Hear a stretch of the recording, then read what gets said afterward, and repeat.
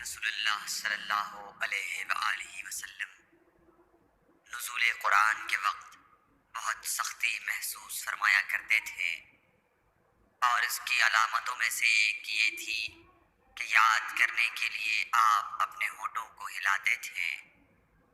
ابن عباس رضی اللہ تعالیٰ عنہ نے کہا، میں اپنے ہونٹوں کو ہلاتا ہوں جس طرح آپ ہلاتے تھے۔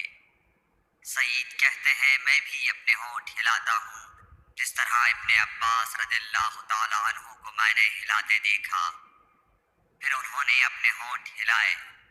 ابن عباس رضی اللہ تعالیٰ عنہ نے کہا، پھر یہ آیت اتری کہ اے محمد، قرآن کو جلد جلد یاد کرنے کے لیے اپنی زبان نہ ہلاؤ، اس کا جمع کر دینا اور پڑھا دینا ہمارا ذمہ ہے۔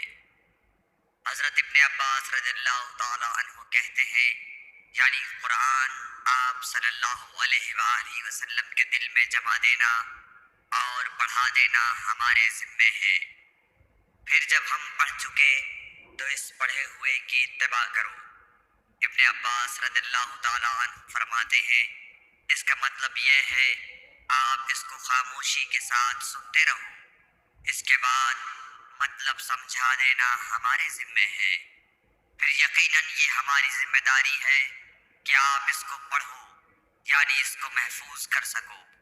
چنانچہ اس کے بعد جب آپ کے پاس حضرت جبرائیل علیہ السلام وحی لے کر آتے تو آپ توجہ سے سنتے۔